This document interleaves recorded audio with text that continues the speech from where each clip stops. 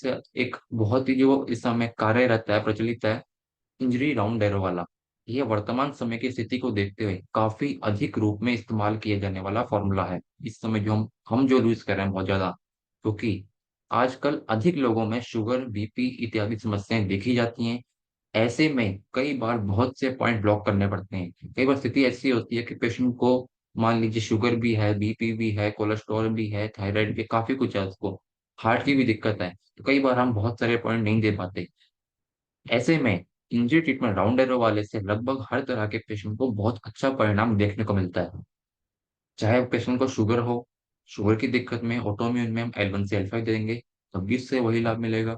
चाहे left side की दिक्कत हो, ये तो हमेशा कहते ही हैं हम कि राउंड एरो से लेफ्ट साइड की दिक्कतों में बहुत अच्छा आराम मिलता देखा गया है। चाहे लेफ्ट ओवरी का दर्द हो, पुराने चोट के दर्द हो, चाहे नॉर्मल व्यक्ति ही क्यों ना हो, हर व्यक्ति को देख चुके हैं, इससे बहुत अच्छा रिजल्ट मिला है, किसी को कोई प्रॉब्लम होती देखी नहीं गई है। लेफ्ट ओवरी के दर्द में बहुत फायदा करता है। नॉर्मल डाइजेशन के लिए भी दे सकते हैं।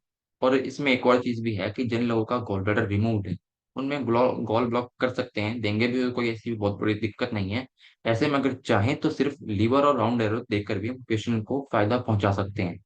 कई लोगों में इसका माइल्ड वर्जन भी ट्राई किया गया है, जैसे फोर लीवर और टेन राउंड एरो। बहुत ही छोटा ट्रीटमेंट है, पेशेंट को चाहे खड़े खड़े, बैठे बैठे भी दे सकते हैं। इसमें हमारे बाध्यता नहीं होनी चाहिए, कोई बाध्य नहीं होनी चाहिए कभी किसी चीज में, कि पेशेंट को लेटाना ही है, पेशेंट को दर्द हो रहा है, अगर बैठा भी है तो भी हमने पकड़ा यहाँ से दबा दिया, ये राउंड एरो कर दिया।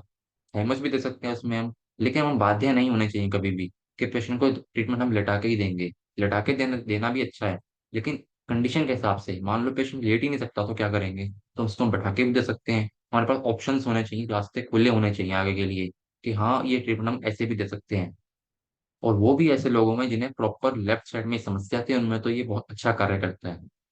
और इस फॉर्मूला को इस्तेमाल करने का एक और बड़ा कारण है, और ये है कि गुरु जी ने अपने 125 डीसीसी के चैप्टर में बताया है कि, उसमें बताया था उन्होंने कि उन्होंने 125 डीसीसी, पहले प्योर था वो, प्योर 125 डीसीसी, बाद में उन्होंने 8 chest only 20 round arrow add किया। इससे उन्होंने क्या बताया कि ये क्यों हमने ऐड किया है, क्योंकि इस उपचार से देखा गया कि खाली कैल्शियम ही नहीं, वे हर प्रकार के इलेक्ट्रोलाइट भी बैलेंस करता है, यानी कि सोखता है। लेकिन इस फॉर्मूला को पूरा लाभ उठाने के लिए रोगी को रोज कम से कम आधे घंटे की धूप सेकनी चाहिए, लेनी चाहिए।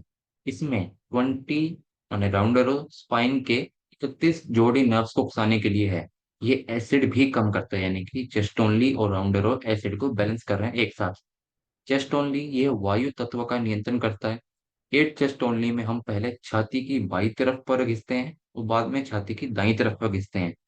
कई पेशेंट में एल्कली कम होता हुआ भी देखा गया है, यानी इससे एसिड के लक्षण बढ़ेंगे। तो अगर एट चेस्ट ओनली 20 राउंड और एक साथ देते हैं, तो दोनों मिलकर एसिड एल्कली का बैलेंस यानी संतुलन को बनाए रखते हैं। फिर गुरुजी ने इसमें नीचे लिखा की जगह पर, 8 चेस्ट ओनली 20 राउंड एरो देने से इंटेस्टाइन कैल्शियम एवं सभी इलेक्ट्रोलाइट्स को सोख लेते हैं। एक ये भी कारण जो हमने पढ़ा कि ये भी कार्य करता है चेस्ट ओनली राउंड एरो, इसलिए भी हमने लोगों को देना चालू किया, तो लोगों को अच्छे रिजल्ट में देखने को मिले।